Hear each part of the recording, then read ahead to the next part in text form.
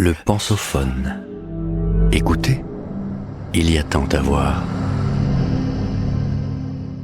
La logique du rire, de Jean-Christophe Blondel, professeur de philosophie en lycée. Épisode 1.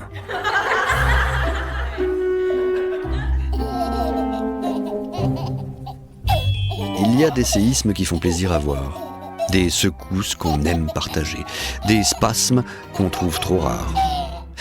Le rire, quelle que soit son intensité et ses raisons, est un moment de plaisir d'autant plus puissant que, physiquement, il semble se dérouler en deux temps. D'abord, une phase de retenue qui fait grimper en nous une tension qu'il faudra bien ensuite, tôt ou tard, libérer dans une totale absence d'articulation. Dans les gestes comme dans les sons, plus le rire est libérateur et moins il semble organisé. À ce titre, ce comportement semble être le propre des êtres réduits à leur plus simple expression. Et pourtant, on aurait du mal à attribuer aux animaux la possibilité de rire. Et nous aimons voir en cette aptitude une spécificité exclusivement humaine, quelque chose que nous ne partagerions pas, dont on tirerait même une certaine fierté. On tient là le paradoxe que constitue ce comportement qu'on méprise tout en le valorisant. Quelque part entre le rire gras et le propre de l'homme se tient le véritable rire, comique aux deux visages, la hyène qui ricane et le philosophe qui ironise. Le diable au corps. Le rire fonctionne comme une pulsion. Il vient du corps et il puise dans nos mécanismes de plaisir les plus rudimentaires de quoi alimenter le moment de récréation auquel il invite.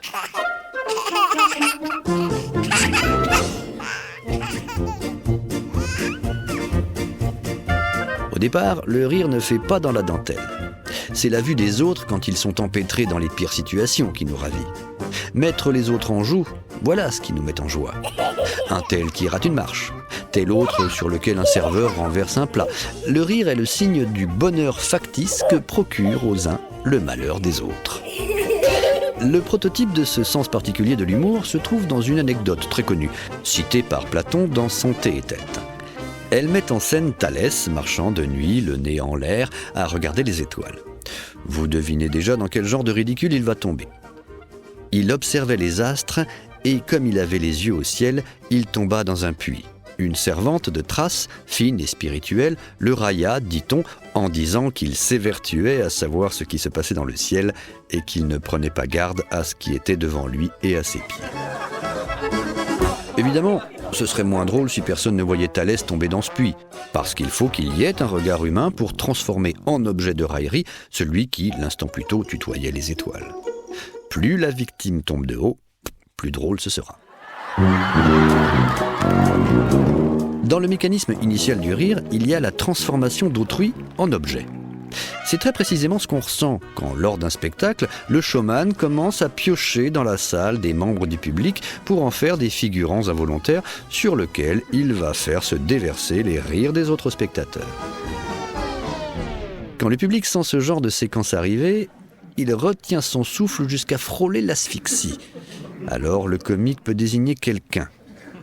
Le corps des autres va brusquement se détendre, les regards vont fixer celui sur lequel la foudre est tombée et le rire va jaillir, parce qu'il faut bien l'évacuer, cette tension accumulée.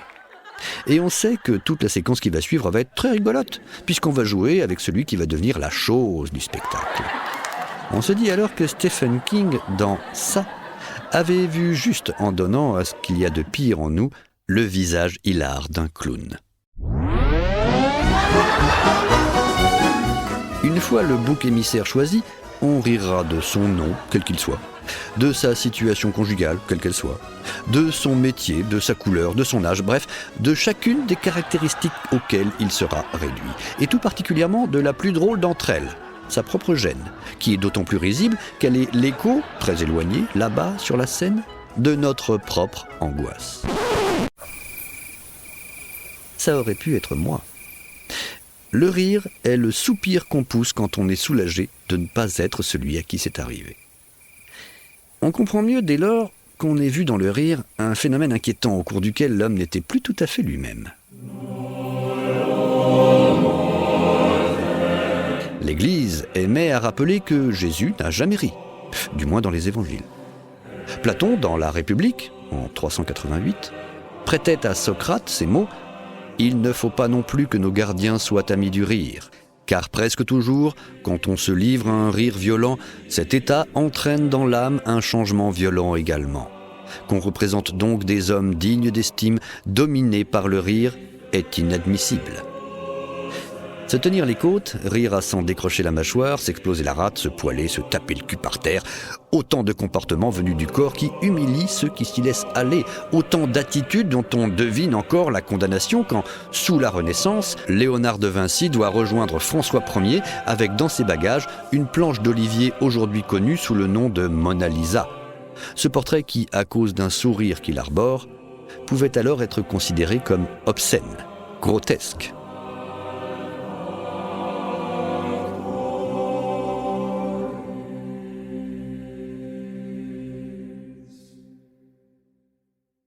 Vous venez d'écouter le premier épisode de cette série. Retrouvez-en l'intégralité sur lepensophone.fr.